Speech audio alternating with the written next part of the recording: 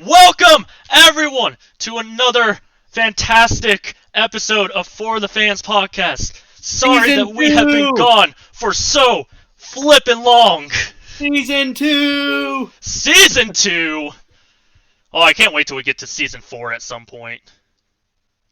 Why Season 4? Because Season 4 for the Fans. Oh, goodness. Why did I not think about that?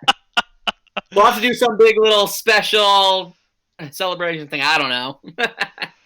But we're back. We got audio issues finally figured out, as you guys may have noticed during last season, right before, towards the end, we started having a ton of audio issues, a lot of updates happening, a lot of my settings changed, but we have it figured out. I have tested it. We have tested it. McKay can be heard now. Life is good again. And we're back to talk more football. Yeah, just in time for the new and very odd season that we're probably going to have. Yes, with this season we got the whole virus going on, so it's going to be a lot more limited in fans in the stands, which I think is going to affect a few teams, mainly like the Seattle Seahawks, who thrive at home games because of their fans. This is true. You know, and the thing is, Shane, is it probably comes as no surprise with how crazy of a year this has been.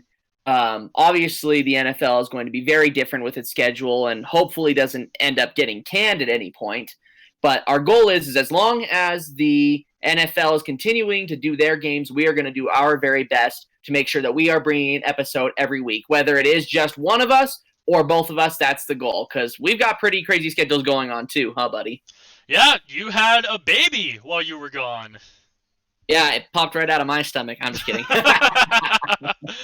But you had a baby. I've just been getting up with schoolwork. But the nice thing is about us doing Tuesdays, which I'm actually going to make a few adjustments while we're talking. So For the Fans podcast is going to be on Tuesday nights, like I said when I ran the solo cast not too long ago. And it turns out that actually works pretty well for both of our schedules. This is true. It's my one night off. And you spend it doing a podcast. Hey, I wouldn't rather be anywhere else, except for maybe cuddling my kid. I don't know. Maybe your kid can join us on a few episodes. Just sit there and cuddle into you while you're giving a podcast. Are you kidding me? No, he's gonna turn into the full-on Saturday Night Live Bill Swarovski Bears impersonation. Da Bears, da Bears, da Bears. That would be amazing, though. I would be here for it. Oh yeah, absolutely. You would love it. You'd very much enjoy that. Yes. But let's get started. Let's get into the nitty-gritty. Let's get into all the fun stuff. We have, normally it's a little bit of news, but I wouldn't say it's a little bit of news. I would say it's a lot bit of news this week. A lot of stuff has changed with, the finalization of all of the 53-man rosters for every single team as we gear up to the start of the season, which starts in 2 days on Thursday. It kicks off with Texans versus Chiefs. So, of course, I gotta say, that's going to be a great game to kick the season off. Oh, absolutely. The defending Super Bowl champs against a bit of an old rival. It kind of seems to be a little bit of a back-and-forth rivalry between Deshaun Watson and Patrick Mahomes, both very talented quarterbacks. It's going to be a lot of fun. But however, we're going to get to that in a bit. There's a couple of other names we need to talk about before we jump into that, right?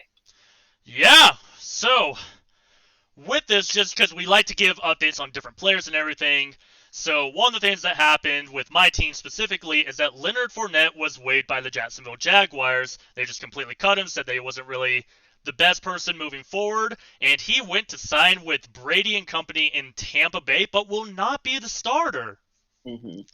They've made it very clear that it will be Ronald Jones, I believe that's his name, who is going to be the starting running back, and then the second running back is Shady McCoy.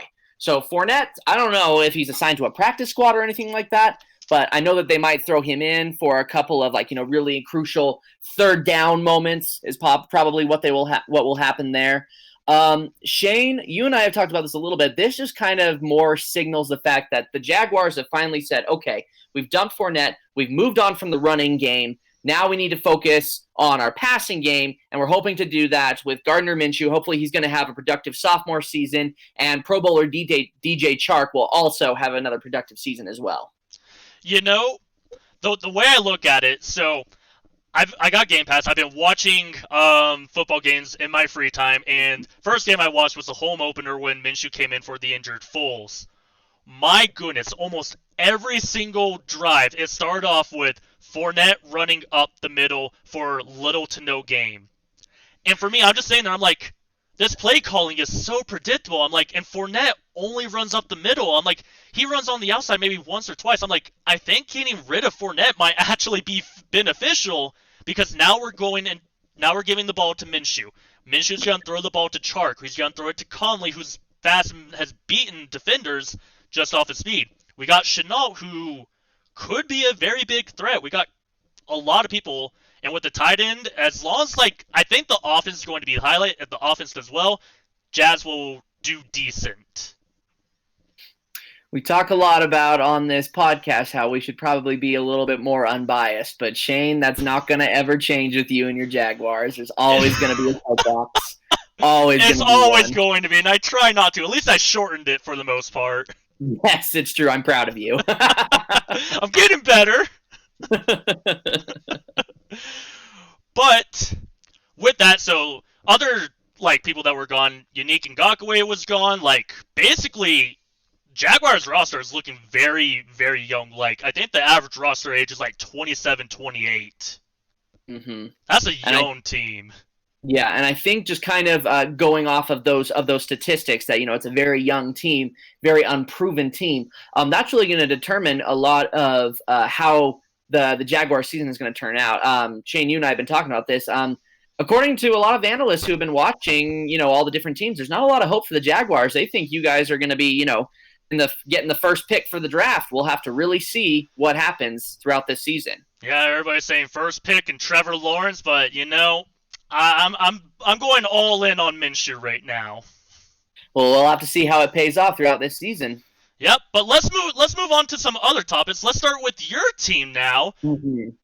What's the big news with you? Obviously, throughout the entire offseason, there's always been a little bit of attention drawn to Chicago. Last year, of course, it was the entire discussion about who was going to be that kicker to replace Cody Parkey after he double doinked. This year, it's been the conversation about, is Mitchell Trubisky meant to be Chicago's starting QB? Or, of course, as we know, the Bears brought in former Super Bowl MVP quarterback Nick Foles, who had a terrible season with the Jaguars last season. And it was been a back and forth. Yes. It's been a back and forth battle, apparently, during camp between Trubisky and Foles, and Trubisky has been declared Chicago's starting quarterback just before week 1. The question is what are my thoughts? What is everyone's thoughts? I'm going to just take a step back here and just basically say I will believe it when I see it if Trubisky truly has improved. Because right now I'm a little bit skeptical about that. I would like to see him in action before I really make some judgment calls. And I'll add just one more thing on top of that. That doesn't necessarily mean this game because Trubisky has a good track record against the Detroit Lions. So I don't want to completely base it off Trubisky's performance against Detroit, but rather as he goes down throughout the stretch in the first, let's say, 3 games. If he has improved, we'll see it. If he hasn't, well, it's going to be obvious pretty quick. And with you being our resident Chicago Bears expert, there has been one question that I've just been dying to ask you, and I've been waiting for this podcast to ask you this question. Oh boy. When and if do you think Mitchell Trubisky will get benched in favor of Nick Foles? If Trubisky does not... okay. This is going to be a little bit of a extreme opinion here, Shane. Okay. And it might actually surprise you. Trubisky, it will be a similar situation to the Washington football team last year, where once Jay Gruden was fired, then they brought in Dwayne Haskins as the starting quarterback. My thought process with that is Nick Foles will not officially become the starting quarterback unless it just gets so bad for the Bears. Let's say they only win 1 game, going into the midway point of the season, they're 1-7 or something like that. And finally management just says, okay, cool. Fire Coach Nagy and let's officially bench Trubisky and get Nick Foles out there. I think that'll be interesting for your team's sake. I hope he returns to his old Pro Bowl form. But seeing Mitchell Trubisky's track record, I don't have high hopes. No, this is true. Now, and we'll get into this more when we discuss the Lions and Bears game. But for the time being, let's just say Mitchell Trubisky, we'll believe it when we see it. All right. So let's move on with our other news. Let's try to speed this up a little bit. Mm-hmm. In other news, Jadav Clowny signs with the Tennessee Titans. Does this make Tennessee a contender in your mind? Yes. I think there are a couple of other statistics that have to fall into place before I can truly say, oh, Tennessee could definitely make a run at the AFC Championship game like they did last year and win the Super Bowl. I think the biggest thing is going to be how Ryan Tannehill performs, because I have it almost in my mind that Tannehill, that was just kind of a fluke, how well he performed with the Titans last season, and the same might not happen this season. But I could be wrong. I still think Derrick Henry's going to have a good season, and I think Jadav Clowny is an excellent addition to the Titans' defense, and I think that that addition is going to continue to give opposing offensive lines and quarterbacks something to cower about, kind of like the Patriots did in the wild card game last year against the Titans. Yeah, okay. I definitely agree. I mean, my main thing was, like, I feel like Tennessee was a contender last year. I think they're going to be a contender this year, but I don't think that they're going to do as good as they did last year and as good as everybody thinks they're going to do. And I would agree with you on that. I still would say that they are definitely a contender, just on paper, but we're going to have to see how this action plays out. There's a lot of stuff that really, Shane, we can't make this judgment call until we start seeing these teams play some games, make some plays, you know what I mean? Yeah, like, for example, 2017, Jaguars went to the AFC Championship game and then really bad the very next season. Anything can happen in one off season. Oh, yeah, absolutely. But with off season, guess who's back? Alex Smith has returned and has made Washington's roster. Will it last? I have very conflicting feelings about this. Because, truth be told, I would actually like Alex Smith to become the starting quarterback for Washington. I'd like him to kind of come back to his old form. I'm not a huge Alex Smith hater. So I love him. I thought he's a good guy. He's definitely he's a game manager to a T, is how I feel about him. Okay. I've always felt that way with him, whether he played in San Francisco, in Kansas City, in Washington, you name it. That's just how he's been. Do I think he's better than Dwayne Haskins? Absolutely. And so because of that, I really hope that he kind of gives Washington a glimmer of hope, considering they have been the team that has been in the spotlight, and much less a negative spotlight, during this entire offseason. Yeah. And see, here's the thing. I honestly just like Alex Smith both on and off the field. Game managers, honestly, a lot of them can win games. I mean, this could be an unpopular opinion. I think Brady is a very heavy game manager, and he's one of the most accomplished QBs in recent history. I had a feeling you were going to bring up Brady, which is going to make it for another interesting thing that we need to keep an eye on this season. Is if Brady does well, then okay, maybe we can make the comment that maybe he's not such a game manager if he does well with the Bucs. But and that it was all Belichick's doing. But if he doesn't do well, then yeah, maybe he really is just a game manager. We're gonna have to see. Yeah, we'll talk more about the Bucs later. But Alex Smith is back. Washington cuts Adrian Peterson, who then signs with the Detroit Lions. Are you concerned with that, with your opening game being against them? I'm going to be honest with you. This might be a bit of an unpopular opinion, but I think Adrian Peterson's glory days are done. He's way past his prime. I don't really see him having a revivalist season, especially with the Detroit Lions. I mean, come on. That's where you go to die, and I thought Washington was bad enough. Yeah, exactly. That's honestly my opinion there. Yeah, I'm not concerned, especially with the fact that we have a week 1 matchup against them. Yeah, I'm not concerned. No. Adrian Peterson has had his glory days. I mean, come on, he was an MVP. Now, on the other hand, someone who hasn't had glory days and just can't get good luck anywhere is former Miami Dolphins quarterback Josh Rosen, who was cut by the Dolphins, and he decides to sign with Tampa Bay and Company, Tampa Bay and Company. There you go. And let's just be honest, if Tom Brady's there, he's not going to be the starting quarterback. I think he was only signed with the practice squad. What else can you expect from Josh Rosen? I guess he just was kind of a draft bust. I think he's probably the biggest one since Johnny Manziel. Goes to Arizona, gets cut in his first year, goes to Miami, gets beat out by Ryan Fitzpatrick, gets kicked out of Miami, now goes to Tampa. I mean, we have seen what quarterbacks have done underneath Tom Brady, Jacoby Brissett, and Jimmy Garoppolo. Brissett didn't really pan out too great. Garoppolo, I'm still testing the waters on him. Yeah. We can't make that comment yet. Garoppolo's got one hell of a team around him, so I've seen days where he has been an absolutely like MVP caliber quarterback, and then another day he's probably one of the worst in the league. Oh, I wouldn't say worst. I just don't really see him as the quarterback. I feel like sometimes he just plays like a game manager under Shanahan's system. I mean, I guess you can when you have a defense and a run game like that. You know what I mean? Yeah. It's definitely going to be very interesting, but we're going to have to see how Rosen is this the last you think we're going to see of Josh Rosen? Yeah, I have a feeling if he really doesn't even cut it that well being on the practice squad for Tampa Bay, next thing you know, we'll see him waiting tables at a TGI Fridays. Okay.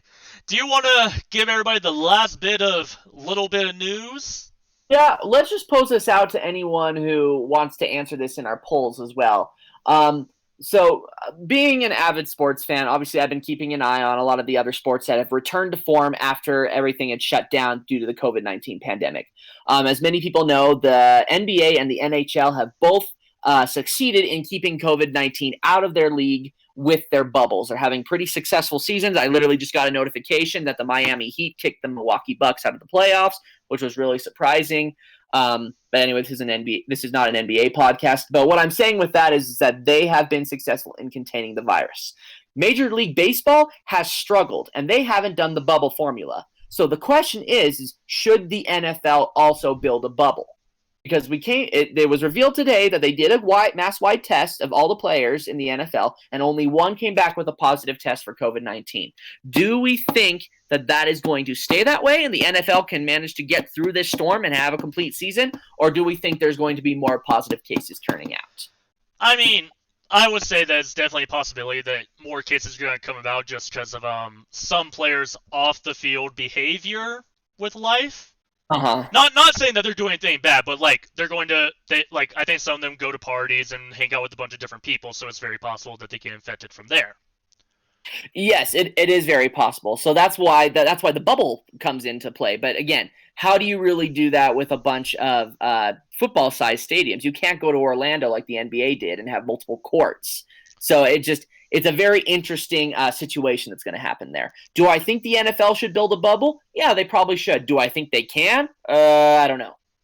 I think that they can and they can't at the same time. I don't know. It's a very interesting topic. I just want my football to happen this season. That's all I want in life. Absolutely. And with that, let's jump into our predictions for this week. Let's rattle them off real quick, Shane. All right. We've got to get every team in here because it's week 1. All right. Week 1, kicking it off, Thursday Night Football, Texans and the Chiefs. Who you got? I got the Chiefs winning it. However, actually, it's pretty common between us, Shane. I'm noticing we're not saying that the Chiefs are going to blow out the Texans. Texans are going to give them a good fight. I got my score at 27-20. So Chiefs win by about a touchdown. With that, I think the Chiefs will take off running as they usually do. But the Texans will give them a good fight. I'm looking forward to see the back and forth that will happen when Patrick Mahomes is on the field and when Deshaun Watson is on the field, because I feel that they are two of the best quarterbacks in the league right now. Yep, I got 31-21 Chiefs. Honestly, I think the Texans are going to give them some time, but I think it's mainly going to happen at the beginning of the game, and the Chiefs are just going to relight that fire from their Super Bowl and then just come out storming, and then it's just going to turn into a gunslinger. Yeah, I would agree. But Chiefs, I think the Chiefs, the defending Super Bowl champs, I think have the best chance, and they're probably going to do pretty well this season. Yeah, definitely. I would agree.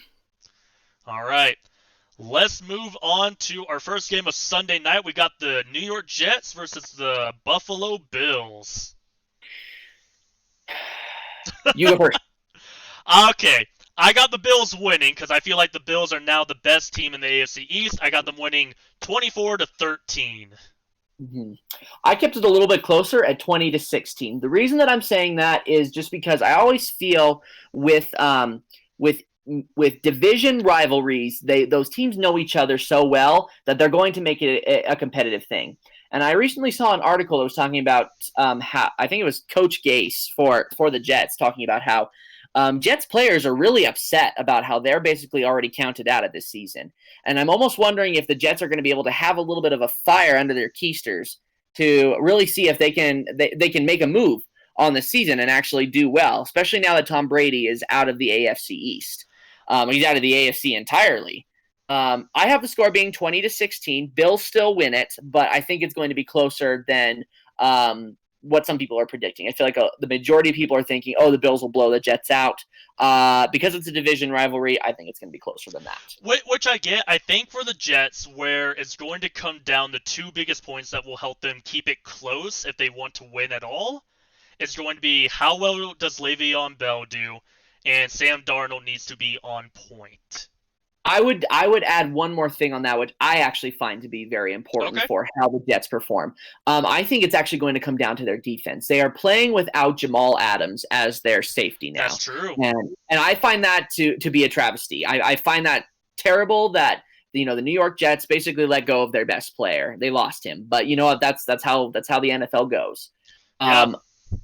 I feel like what it is going to come down to is not how Sam Darnold and Le'Veon Bell or anyone else on the Jets offense plays, but can the Jets defense, which as we know has historically not been good over the past little while, can they hold back the Buffalo Bills? My answer is probably going to be no. We'll find out on Sunday. We will find out on Sunday. All right. NFC North fight next. We got Packers versus Vikings. Okay, so for me, I have the Packers taking it. Final score being 27-14. And the more I look at this, Shane, I probably should have put it a little bit closer because these two teams, I feel like at this point, going at the start of the season, they might actually be a little more even matched than I thought they were. I understand Aaron Rodgers is being a little annoyed with what happened in the offseason. But I still think he's going to do as well as he normally does as Aaron Rodgers. I think the Packers defense, they can do decently. And the Vikings, I don't know. I think it'll be close, but I've got the Packers taking this. See, you're the NFC North expert in my opinion between the two of us. Mm. And I disagree with you. I think the Vikings are going to win. But I do think it's going to be a very close game. I think it's going to be 21-17 with the Vikings taking it. I don't necessarily think that Rodgers is going to be up to par, and I think that basically the Vikings offense are going to run over the defense a little bit. I could see that happening. Specifically, I think a lot of it is going to come down to how Dalvin Cook performs, more so than players like Kirk Cousins or Adam Thielen. But again, I gotta say, and of course, this is coming from a Bears fan, where Aaron Rodgers, he's a nightmare, man. He's been my team's worst nightmare for so long, and so my feeling, of course, is when it comes to the NFC North, Aaron Rodgers, man, he knows what he's doing, especially when he has a good coach. So I mean, that's just all I'm gonna say about that. Trust me, I know how you feel. I had to deal with Peyton Manning for years and years and years on end. There you go. We do have a question from Edmain, though. All right. He says, because I know him, he's a big Carolina Panther fan. He really liked Cam Newton. He asks, how do you guys feel about Cam and the Pats? Well, let's talk about that when we get to Dolphins versus Patriots. Do you want to skip to Dolphins versus Patriots now, or you want to keep them waiting? No, let's go to it right now. I got no problem with that. All right. Dolphins versus Patriots, then. Edmain, just because you specifically asked, I got the Dolphins winning 21-14. I think Cam Newton's going to do good, but I think it's still going to take some time for him to adjust in the Patriots scheme. Cam Newton has made the comment that his pairing with the Patriots is a match made in heaven. I I've said this a couple of times already. I says I'll believe it when I see it. I do not believe that Cam Newton is ever going to be able to return to his MVP form. However, that does not mean that I am giving up on him in this season. In this case, I have the Dolphins winning as well, but I have them only winning by 1 point. My score prediction is 21-20. I think with this new change that the Patriots are going to have to go through, playing, in this offensive setting, I know they've had time to try and figure out how to fit Cam in there instead of Tom Brady. I think it's going to take a little bit of molding to really get it to what they want. That being said, though, this is one of those games where I could instantly turn it to the opposite of what I was saying, where I could instantly see, the Dolphins basically, choking this one away, right? Yeah. And then the Patriots go ahead and win it. See, my thing is, it's not that I'm disbelieving in Belichick or Cam Newton or anything.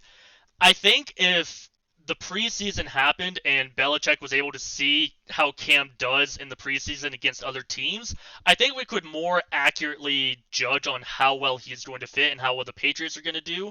But one of the common complaints of Patriots fans was that Tom Brady didn't really have any reliable receivers to throw to.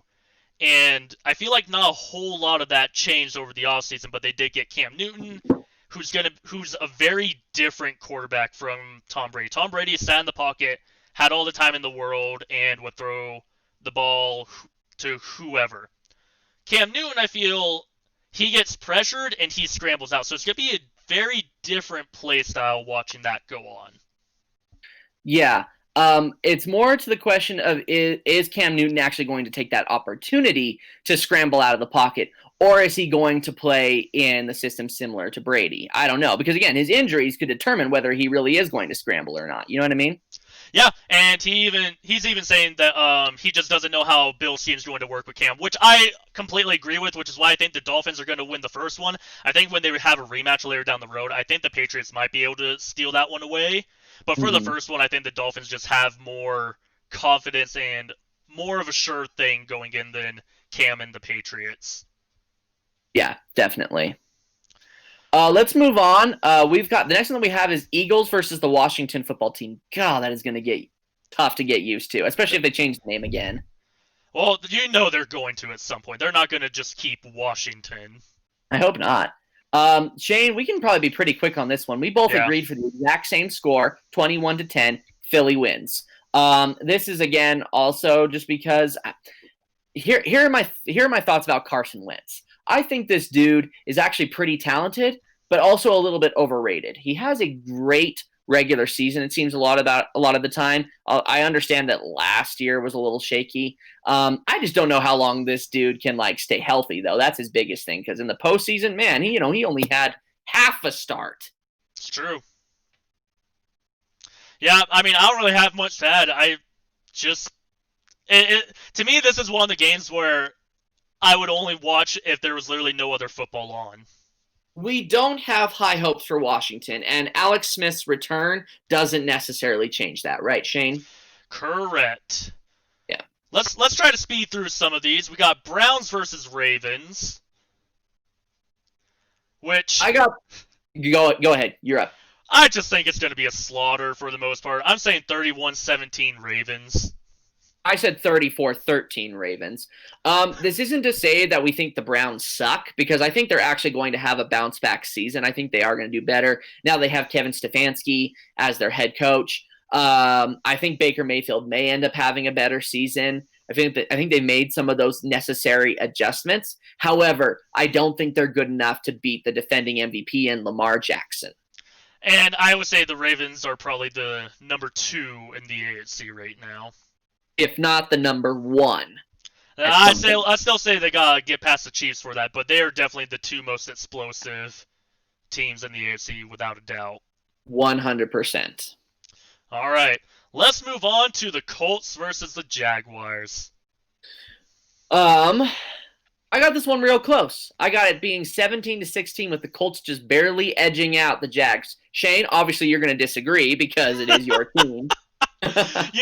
Here's the thing. It's a division matchup, and like you said earlier, we were talking about the Vikings and the Packers. Division matchups are usually a little close. I have the Jaguars taking it solely because Rivers has to get adjusted to the Colts system. Minshew is already adjusted in that offensive system in Jacksonville. And with Fournette gone, I think he's going to have more of a chance to shine, especially with DJ Chark coming in. And see, Shane, what I'm worried about is not your offense, it's your defense. I've told you this before. Yeah. I'm concerned about the Jaguars' defense because I feel like that is going to be very key in whether they can stop someone like Phillip Rivers. This dude's got a super fast release, and I don't know if his time at Indianapolis is going to change that. So it more comes down to that sort of thing. Do I think Gardner Minshew can have a good game against the Colts? Absolutely, 100%. But do I think that your defense is going to thrive against the Colts? No. But even then, because it's a division matchup, I'm still going to say it's close. My opinion, though, is that it's going to be Indy who ends up taking the win. I will say, very fair point. Defense is looking really young. You got Josh Allen, you got Caleb Von Chasen, who was drafted in the first round with their second, with number 20. They got C.J. Henderson, who was drafted at like number 9, I think. Mm-hmm. The main reason I say the Jaguars are going to hold out the win with this is because Rivers had more offensive weapons with the Chargers. I can't say LA because there's 2 LA teams. He had more offensive weapons with the Chargers than he does with the Colts, and last season was one of his worst seasons to date. Mm-hmm. So I'm thinking it's all going to hinge on Rivers. If he's able to get the ball out fast, that's awesome. The question is he going to be able to keep it a clean game? I don't think it's going to be all on Phillip Rivers, and again, because we just have differing opinions on this. Oh yeah, definitely. You mentioned how you have these names on the Jaguars defense, but the biggest thing that I have to stress with that is you have C.J. Henderson, you have Caleb Von Chasen, they're rookies. You have Josh Allen, it's his second year. I know they have talent. It's the NFL, for heck's sake. There's talent there. But experience, that's what I'm waiting to see, is will the experience really show itself there? You make a very good point, but we did see both Josh Allen and Nick Bosa tear up the NFL on defense last season as rookies, so who knows what's going to happen this season? We also saw Saquon Barkley have a fantastic rookie season and what happened his sophomore season. Same with Baker Mayfield. I'm just throwing that out there. You never know what happens. Same with Jalen Ramsey. I think even Joey Bosa, we've seen a lot of rookies, especially on defense, I feel like, who were drafted really high up, perform pretty well when they come in. Well, let's see if that trend continues. That's going to be an interesting game for us to report on next week. I'm excited to watch it. Anyways, let's move on to Raiders versus Panthers. I'm going to be honest with you, Shane. Making the switch to Las Vegas, I don't think is going to make any kind of change with that Raiders team. It's just a sad predicament there. And it is my opinion that I could honestly, I did a little personal evaluation the other day of all the teams that I believe could be in the hunt for this very thing. I feel like the Raiders right now could be perhaps the most likely team to tank for Trevor Lawrence. Ooh, okay. I can get behind that. I say that just because I don't see the Raiders really turning it around this season. I'm not saying, of course, that they're going to be ranked at the bottom. I'm not automatically going out and saying that. What I am saying, though, is that they will not be a well-performing team. I think after this season, they're going to say, Derek Carr, you're out of there if he doesn't perform well. They have Marcus Mariota there, but I don't see it happening with him either. So that leaves the fact that the Raiders are one of the few teams, there's a few others that I thought of there, but they are one of the few teams where, their quarterback future could definitely be fixed by taking Trevor Lawrence. You have other teams that I don't think are going to perform well this season that have a quarterback that they've taken recently, and they're pretty confident with him.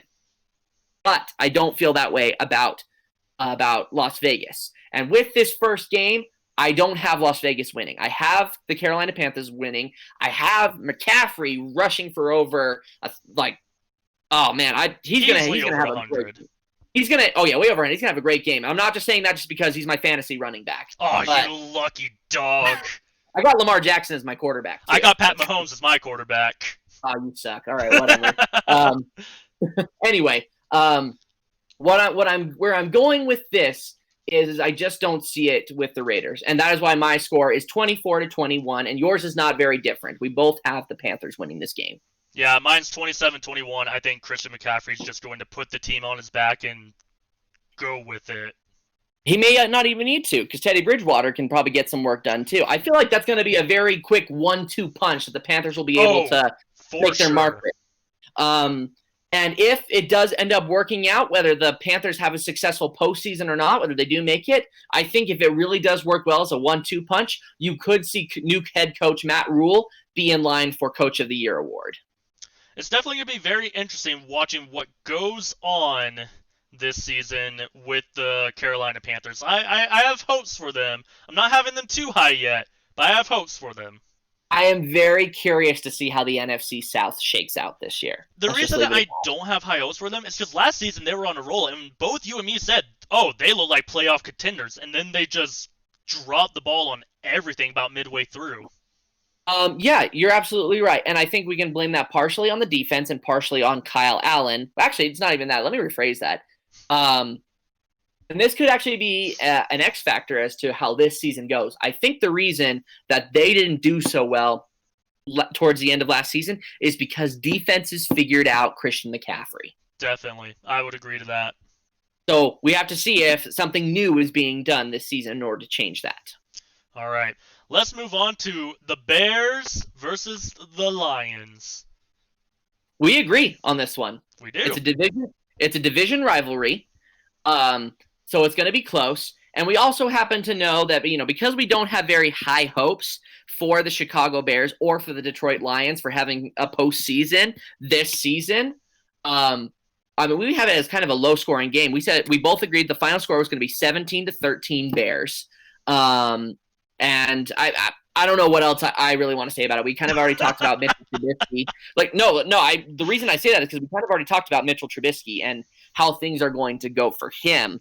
We said we believe it when we see it. What I think could be an X factor in this game, though, is can Matt Stafford rebound from all of his injuries, plus a weird little COVID test hiccup thing that happened in the offseason, to basically put Detroit on his back and carry out their first win of the season against a Bears team that, yes, has a very questionable offense, but its defense still seems like it's going to be pretty strong. You have Robert Quinn there now to help Khalil Mack in as far as if he's being double teamed. Akeem Hicks should be back too, and if he stays healthy, man, that dude is terrifying. Oh yeah.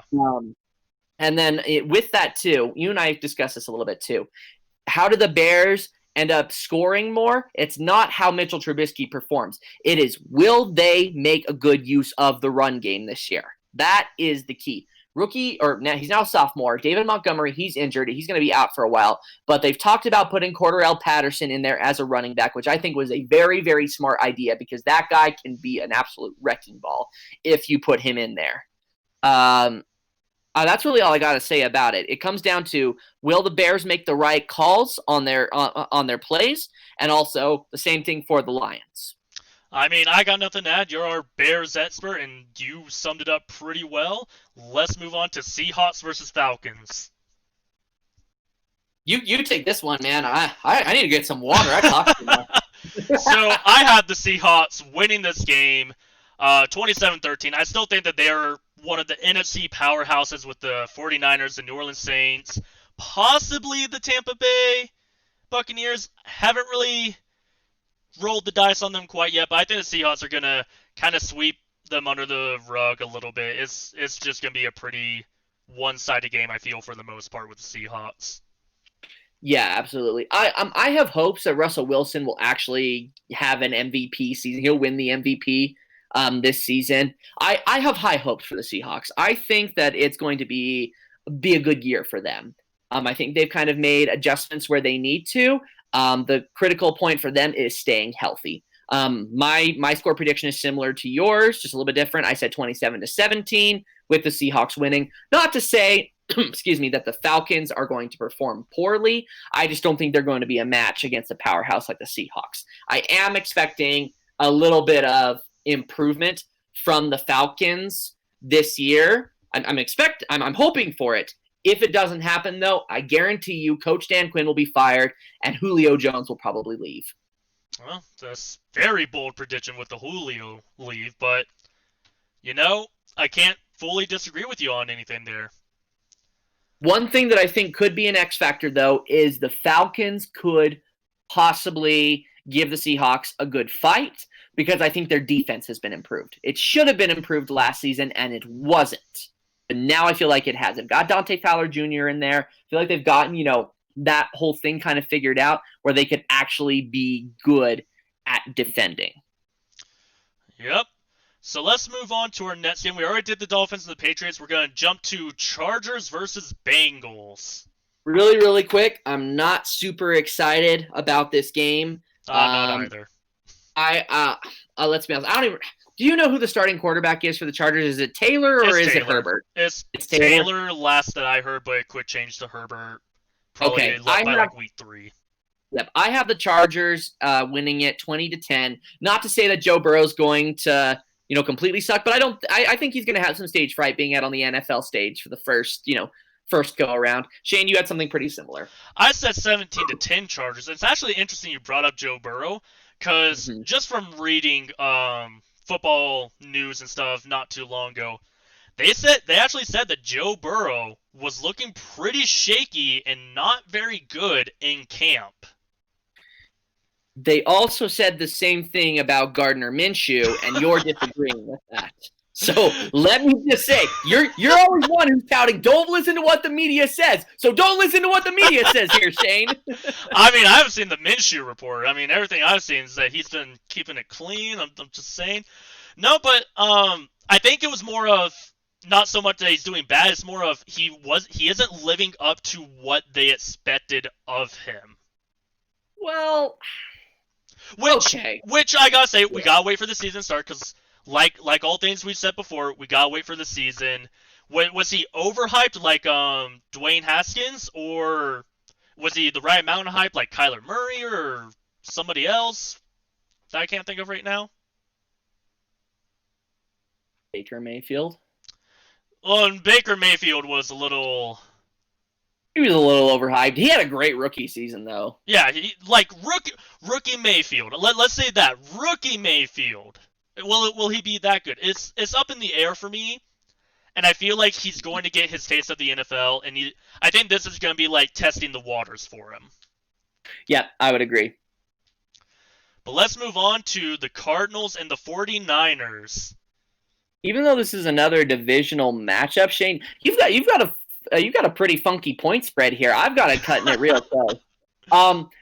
I say this just because my first impression with the 49ers is no, I don't think they're going to have a bad season. In fact, I am somewhat expecting them to repeat as NFC West divisional champions. However, I have to refer to the statistical fact or whatever it is that any team that there have been a lot of teams who go to the Super Bowl, lose, and then they miss out on the playoffs the following year because of Super Bowl hangover or whatever. So I have my slight reservations about the 49ers, and I also would like to see how Kyler Murray performs as a sophomore with a little bit more help on offense. You know what I mean? It's not just Larry Fitzgerald there anymore. It's now DeAndre Hopkins, which I would say is going to be the biggest attribute for the Cardinals to score well. My thing is, I still don't believe in Murray. Even though he won Rookie of the Year, we have seen it time and time again. Baker Mayfield, for example. Phenomenal rookie season, huge sophomore slump. Here's the funny thing that you bring up, and we've already done this before. We did this with a previous one of our previous predictions. You talk about the quarterback and how you don't and how you're not so sure about them. I'm not so sure about the defense because I think Kyler Murray can do pretty well against the formidable 49ers defense. I think he's going to do decently well. I mean, my score is 24-22, the 49ers winning it, but I'm a little scared. I really don't know if that high-powered running game that we saw from the 49ers all season is going to be able to stop by the Cardinals defense. I've just never been impressed with that defense. Exactly, which is part of the reason why I think the 49ers are going to kind of sweep the Cardinals a little bit more to 31-17. I think just the 49ers defense is too good, and it's going to give Murray, even with Fitzgerald and Hopkins lining up, I think it's still going to give Murray a lot of trouble because they gave Patrick Mahomes and the Chiefs a trouble in the Super Bowl for the first half of the game. And then they self-destructed. And then they self-destructed. But that first half of the game, the 49ers looked near unbeatable. This is true. I think if they play the, and I just think the Cardinals are a way worse team than the Chiefs. So I'm like, I don't think the defense is going to get gassed like they did going against Patrick Mahomes and the Kansas City Chiefs. So that's why I'm thinking it's going to be a bigger of a point spread. I think the defense is going to be too much for Kyler Murray, and I think the Cardinals defense is not going to hold up at all. Yeah, you know what? I can get on board with that. That's why I have it so big, at least. Right. No, I completely understand your reasoning for that. I'm just trying to offer a little different viewpoints. That's what we're all about. Yeah, absolutely. Different fans, different ideas. Let's move on to Buccaneers versus the Saints. We got the Tampa Bay Gronkaneers and the New Orleans Saints led by Drew Brees and Michael Thomas. And Alvin Kamara, that's what his name was. I'm going to be honest. Our predictions are fairly similar. I said 31-17. You said 34-17. We both picked the Saints to be the winner. It's not that It's not that I'm lacking faith in Tom Brady. I am. But I think the Saints always come out swinging. So, I'm thinking that's what it's going to be. What I really want to see happen during the Saints game, though, is I want to see if Sean Payton does, this weird little combo or whatever it is, switching out between Drew Brees, Taysom Hill, Jameis Winston. Is he going to do something like that? Because I think that would be pretty cool to watch. We got the Swiss Army knife back there doing who knows what's going to happen. And even though Tom does have a lot of phenomenal supporting cast, I don't think Gronk is the same Gronk that he used to be. No, I agree.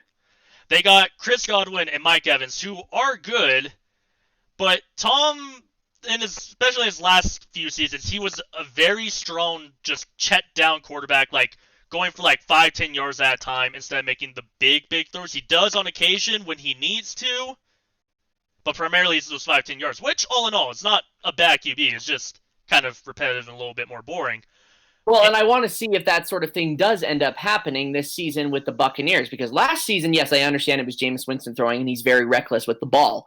But the Bucs, man, they did the pass game a lot last season. Oh, yeah. And so my thought process is, are they going to try and do the same now that they have a quarterback who has, who is experienced and, kind of, I feel like, knows what they're doing?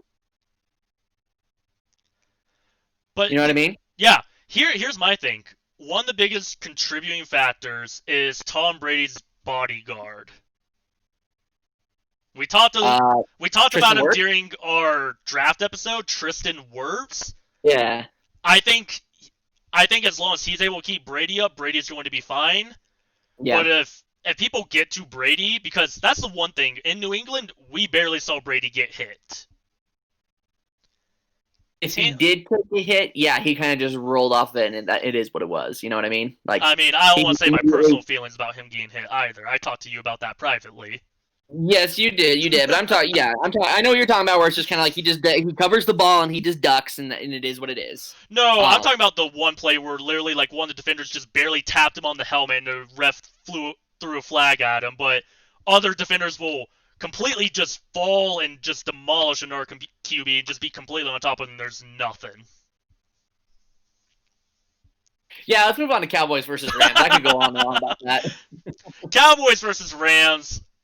I don't want to give this one. Yeah, me too. But I really think that the Cowboys are going to have a good season now with a new head coach. I understand that McCarthy's play calling is probably just as old-fashioned and weird as Jason Garrett's, but we're both saying that the Cowboys are going to beat the Rams. You said 31-17. I said 27-21. Rams, I got to see how Jared Goff rebounds from his difficult season last season. Whereas the Cowboys, Dak Prescott, yeah, I think he's overrated, but he's also not horrible. I think the same thing with Ezekiel Elliott. So, I think the Cowboys will come out swinging, and the Rams will go down 0-1. It just feels dirty coming out of my mouth. Let's move on. Steelers versus Giants. Oh man. Okay. This is one of the two Monday night football games, if I remember correctly. Yeah. Yeah. Monday night. For this one, Steelers versus Giants. You and I pretty similar scores. We both predicted the Steelers to win. Obviously. You said 27-7. Excuse me. I said 24-7. Let's just call it for what it is. We just don't think that the Giants are going to do well. I feel like the Giants only have Saquon Barkley on the team right now, which is, and he didn't have a good season last season. So exactly. Again, I mean, Duckmaster, I know that you're going to be happy with what we think the Steelers are going to do to the Giants this upcoming Monday night. It's going to be bad. It's going to be a bloodbath, and it's not going to be both sides bleeding. It's only going to be one side just getting slaughtered. No, which is why I think let's just move on to Titans versus Broncos. That's going to be the more exciting Monday night feature. Sorry, Duck. I know that you're like, oh, hey, my Steelers, but they're gonna slaughter this. So Duck actually says Giants starting 2 rookie offensive tackles against T.J. Watt and Bud Dupree. Yeah, are they any crazy? I guess Joe Judge is. I mean, I don't want to be one to say this, but tanking for Trevor possibly? No, with a quarterback like Daniel Jones, he might be right. I don't know. All right, Titans versus Broncos. I actually changed mine just because we were talking earlier about Von Miller got injured and might be out for the season, which changed my score. I had the Titans going 27-17. McKay, you had them going 26-21. That's correct. Again, we talked earlier about the Titans and whether they were contenders or not. We don't know that yet, but we think they'll be able to overcome the Broncos when especially the Broncos' defensive leader might be injured and out for the whole season. Yeah, I mean, I gotta say, from what I saw of Drew Lock last season, I have high hopes for him as a QB. Mm-hmm. And I think he's got a good tight end in Noah Fant too. Oh yeah. But again, I've said it so many times tonight: defense. You're like a broken record at this point. Yeah, but look at it this way, man. If you don't have a good defense, who's going to stop Derrick Henry? Come on. Trust me, even with the good defense, sometimes Derrick Henry finds a way. I rest my case. But that concludes our predictions for the week, but we're not done yet. We have our For the Fun, which we had made a while back and finalized it recently, which is going to be our preseason power rankings of how we think each team is going to kind of stack up with it being towards the end of the season. Or beginning of the season, going towards the end of the season. Mm-hmm. We want anyone who's listening at any time to kind of offer their insight if we think maybe we've put them in some of the these teams in the wrong placement. But this is kind of the rankings that we have come up for. And we even disagreed on a little bit, but for the most part, I feel like we were pretty close to each other. Like, it wasn't like, oh, the Chiefs should be number 10 instead of number whatever. No, it was more like, oh, this team needs to be one spot ahead, and these two teams basically just need to swap, and they're just right next to each other. Yeah, absolutely. So Shane, we'll go back and forth here between all 32 teams. I'll go ahead. I'll name the first one, and I'll talk about why we have them ranked at that spot, and we'll just kind of back and forth. Sound good? Sounds great. Cool. So for the Fans official preseason rankings, at number 1, we have the defending Super Bowl champions, the Kansas City Chiefs. We have it for that reason that Patrick Mahomes is still going to be Patrick Mahomes. In fact, we are predicting the likely possibility that he will have another MVP season this year. And with the Chiefs, we just don't think that anything has changed too much. They're still going to be one of these heavy sluggers that is likely going to return to the Super Bowl this year. Chiefs are just too good, in my opinion. Yep, I think we may see a dynasty in the making. Oh, for sure. At number 2, we have the other Super Bowl contender, San Francisco 49ers. Honestly, they're really good. They're on paper. They look really, really strong. I think what's going to come down to is, can they avoid the the post Super Bowl hangover. Mm-hmm. Yeah. At number 3, we have the Baltimore Ravens. Defending MVP Lamar Jackson and his crew. I feel like they're still going to have a really, really good season. Shane, you mentioned it earlier. Their only challenge may be the Kansas City Chiefs. I don't think even with Earl Thomas leaving the team, their defense has been set back too far. I think they're still going to be a very, very tough team out there. Definitely the number 2 of the AFC. Yes. Let's move on. And if they beat the Chiefs, we may move them up to number 1. It's true. We may. It's definitely, I see, like, these 3 are definitely going to be battling out, but we can't leave out our Nets team, the New Orleans Saints, coming in at number 4. Honestly, I think the Saints are just looking as good as they've ever have. I think that they may even return to the Super Bowl and possibly face the Kansas City Chiefs down the road. That has been our thought process here when we've been making predictions for Super Bowl 55, is that it will be the Saints versus the Chiefs. And and Shane, you and I have both predicted the Saints to win. So the question is I this is probably going to become as no surprise, but the Saints are going to have an excellent regular season. It's more about the fact of, are they going to do well in the postseason, or is that curse from Bountygate going to come back? I mean, I feel like as long as they steer clear of the Vikings or the Rams, I think they should be fine. In all honesty, that's like what's happened to them is Vikings or Rams. Yeah, it's true. Well, hey, if I remember correctly, the Vikings are the one. I was Bountygate. Miracle. Well, no, but then also Bountygate back when they went to the Super Bowl when they were like going after Brett Favre and everyone. They're cursed. It's the revenge of the Vikings. Anyway, the Viking curse. Anyway, yes, the old Viking curse, the Minnesota curse. All right, at number 5, we have the Seattle Seahawks. We've kind of mentioned on it earlier. We also said that Russell Wilson could potentially be an MVP this year. We think the Seahawks are going to do very, very well. Let's just leave it at that. We think it's going to be a lot of back and forth in the NFC West between the Seahawks and the 49ers, similar to how it was last year. Those are 2 just really good teams. We put the 49ers above the Seahawks mainly because of defense, but I still think the Seattle Seahawks are going to do very, very well. Yeah, and I would even say that, like, with our top 5, I'm fine with just, like, rotating any of them between those 5 spots. They're all just really dominant teams right now. Yes, absolutely. And this number 6, it pains me to say it, but it's the Dallas Cowboys. Oh, yeah, I don't want to hear you laughing. You agree with this is the sad part. I do, because I really do think that with a new coach, new direction, it's gonna. Dallas was actually supposed to be one of the best teams last season, and they ended up with a meager 8-8, record. Just because I just feel like they just could not get their crap together. I think with the new changes that they've made, we'll see a difference. And I also gotta just point out, part of the reason I'm ranking them this high as well, I think they have probably the easiest division out of the entire NFL. Yeah. They got Washington and they got the Giants. And then they have the Eagles, who could be hit or miss. Eagles are their only real competition, and even then, it came down to the very last game between these 2 teams for the playoffs. It did. It's true. But then again, that was with the Cowboys not really knowing what they were doing. And now they know a little bit. But let's move on to number 7. Tennessee Titans is who we have at number 7.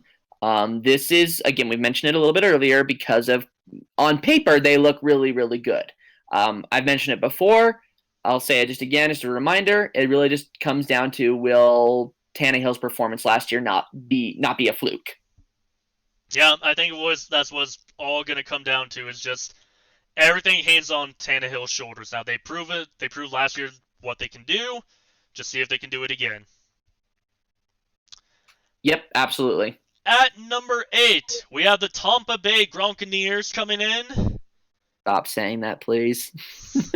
Man, that is what this team has been known. But Tampa Bay, I feel like, is literally just there's too many big name players on this team for them to do bad. If they do bad, there's something really wrong there. Again, once again, on paper, they look really good. We will have to see what happens. But that's why we have them ranked so high. But let's move on to number 9. Number 9, we got the Buffalo Bills being the best team in the AFC East. I really think what's going to determine if this team does well is actually Josh Allen as the quarterback. If he kind of figures everything out, oh yeah, they're going to be really, really good. If he doesn't, they're going to be decent, not amazing, kind of like last season. I still think those are the front runners for the AFC East, though. I don't disagree with you on that. I'm just saying. Oh yeah, totally. Could they possibly tango with Baltimore and Kansas City? Oh, it might be a little bit better. It may be if Josh Allen, if he improved his game, but I don't think he's going to, and that's why we kind of have him down here. But I mean, even saying that they might be able to tango, he might be doing better, but I don't think they're gonna clean up at all with them. Yeah. Let's move on to number 10, the Green Bay Packers. Okay. We still have them as being the top team in the NFC North. We don't think that's really going to change with this season either. I still think head coach Matt LaFleur is going to do a good job. Aaron Rodgers will still be Aaron Rodgers. And that's basically all we have to say about the Packers, in my opinion. But I will say, we'll cover this later, I don't think that they're too far up in front. No. In fact, actually, we'll go through this really quickly. 11, we have the Houston Texans, and that's for various reasons. We think they're good. We really do. But we have them a little lower on the list. The Hopkins trade really hurt them, in my opinion. I think it did, and that's why we have them a little lower, and hopefully Deshaun Watson will be able to kind of put that team on his back like he has in the past. We put the Packers at number 10, though. Not far behind them, number 12 is the Minnesota Vikings. I just think the Minnesota Vikings, like, for me, the Packers and the Vikings are going to go at it for the NFC North, and being who's better between the two, to me, is a coin flip on who is going to take the NFC North between those two. We may get a preview of that in the Week 1 matchup that they have. We may be able to start seeing signs of how that's going to go. Which, my goodness, that's going to be an exciting match. It will be, and I think it's from the aspect of you need to look at it. I know last season was last season. I know last season was last season, but last season in the NFC North, the Packers did not lose one game to any of their divisional opponents. It's pretty solid. And that is really solid. And then you go down the line. Believe it or not, the Minnesota Vikings actually only beat the Detroit Lions in their two matchups. They lost all 4 of their matchups to the Packers and the Bears. And then, of course, the Lions, they just lost every single game in their division. And so it's sort of this thing. But the thing is, the Minnesota Vikings, though, they did better than the Bears in facing the other divisions matchups that they had. And so I think it's actually not going to be so much Vikings versus Packers, which is going to determine who's going to be on top, but who really is able to do well against really some of the other opponents. Yeah, I agree. But let's move on to our number 13 team. We have the Philadelphia Eagles. We have them there. I think they'll have a good regular season. Postseason is where it's going to get interesting. If they make it. They could sneak in with the number 7 coming into play this season. It's possible. It's very possible. We will see. At number 14, we have the Pittsburgh Steelers. I think that they are definitely going to get into the playoffs. I don't think that they're going to take the AFC North because the Baltimore Ravens are there. Will they get a wild card? Absolutely. I think it'll be a good return to glory season for Ben Roethlisberger. And I mean, even last season, Steelers started off really rocky, but man, they came back strong. And then they dropped it again, and a lot of that came with the whole Mason Rudolph issue, and then switching between two different quarterbacks. If Big Ben stays healthy, you don't need to worry about that. Yeah, but let's move on to our number 15 team. At number 15, we've got the Los Angeles Rams. I'm just going to go through these really quickly, just kind of where they're going, since we're kind of getting to the other teams that are kind of midway where they could be good, but also not. You get what I'm saying, Shane? Yeah. Yeah, number 15, we have the Rams. Excuse me. Number 16, we have the Indianapolis Colts. Number 17, the Atlanta Falcons. Number 18, the New England Patriots. Number 19, the Cleveland Browns. And number 20, the Arizona Cardinals. We think all these teams have potential to do better, but also to not do as well. And so that's why they're kind of sitting in the middle there. The last 11 or 12 teams that we're going to be bringing up are ones that we don't have super high hopes for, and that's why they're down here towards the bottom. All right. 21, we got Denver Broncos, especially with that Von Miller injury. That's going to taint their defense a ton. Mm-hmm. And number 2, we have the Chicago Bears. Again, it really just comes down to, will they maximize the use of the running game? Will Mitchell Trubisky improve? We don't know about that. We have them ranked down lower for that reason. Number 23, we got the Las Vegas Raiders. I think, Shane, though, I think we should probably swap number 23 and number 25 the more I think about it. Okay, yeah, I'll agree with that. But actually, at number 23, we have the Carolina Panthers. We're going to put them there because the thing is at we just think they're going to do better than the Raiders, who we're going to put at number 25.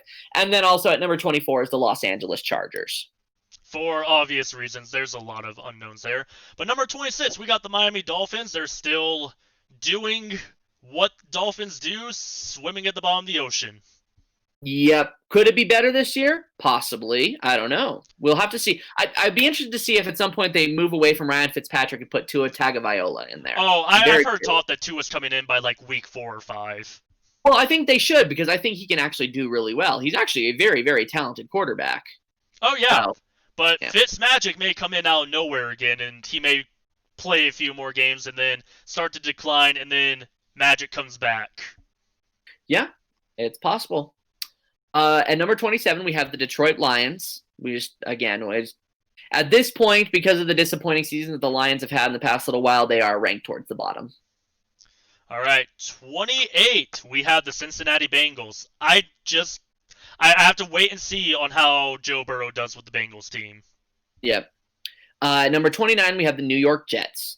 Again, I understand that the Jets are mad that they've already been counted out and that we're counting them out as well. Obviously, just adds to the fact that not many people think that they're going to do very well. We're just going to have to see with that one. But again, I'm not holding my breath. At number 30, we have the Jacksonville Jaguars, where the defense, I think, is just the biggest unknown with the team, and that's what's going to cost them. Absolutely. And if it does end up happening, I'm not saying that it is going to happen, but if there is an issue also on the offensive side with Gardner Minshew at any time, like whether he goes down with an injury or maybe things aren't clicking, we could also see the possibility of, they would be down there towards the bottom. And also, I wouldn't be surprised if Doug Marrone gets fired. Oh, yeah, I wouldn't be surprised either. I feel like a lot of Jaguars front office could be out the door at the end of the season. Definitely. At number 31, we have the New York Giants. Shane and I have just not been impressed with Daniel Jones. Saquon Barkley could still have a really good season, and guess what? The Giants still won't do all that well. And then coming in at number 32, who I personally think is going to win the tanking for Trevor lottery, is the Washington football team. Oh, man. Yeah. If they don't get Trevor, it's going to the Giants. It's one of those two. Yeah. I don't know. The Washington is not one of the teams that I really put on there on my evaluation for could they take Trevor, specifically because they do have a lot of quarterbacks that do show like some amount of promise that I don't know if they're going to give up on just yet. Whether that is Alex Smith or Cody. No, it's not Cody Kessler. It's Colt McCoy who's there. And also Dwayne Haskins. So again, it's just I don't know. I think if it did come down between those two on who would take Trevor, it'd be New York over Washington. Oh yeah, I mean I can agree with that. The only thing that I'm saying is that if Haskins has a really bad season, that Washington might be like, okay, we're done with Haskins. We're going to get Trevor, who's supposed to be like the best player in this draft. Yes. Yeah, absolutely. Anyway, that's our preseason rankings right there. Yeah, got through all 32 teams. Let us know if you guys agree, disagree with any of them. Be very interesting. Next time on For the Fans podcast, we're going to be coming back talking about how each team did, like we normally do. And have we fully penciled in our nets for the fun, or do you still want to talk about it? We'll still talk about it. Okay. We got some interesting for the fun ideas coming in the future. I think we have a list of like 3 or 4 ideas. And as always, Doug Master sent me a couple of ideas things that he thought would be really fun and interesting to talk about. So definitely going to go off of some of those. And then if anybody else has any others, feel free to send them to us. Join our Discord, ask away during stream. Just say, hey, I would like to see this in For the Fun, and we will mark it down and look at it and talk about it. Yeah, absolutely. And I guess just until that point, we'll see how these games go over the next little bit of this week as we go into this season of the NFL. And yeah, hopefully we'll be able to come back here. The season won't get canceled after 1 week, and we'll be able to talk about this. It's good to be back, and we hope to be back for a long, long time. Mm-hmm. With that, have a good night, everybody. Hold your family close. And make sure they're not Cowboys fans. Good night, everybody.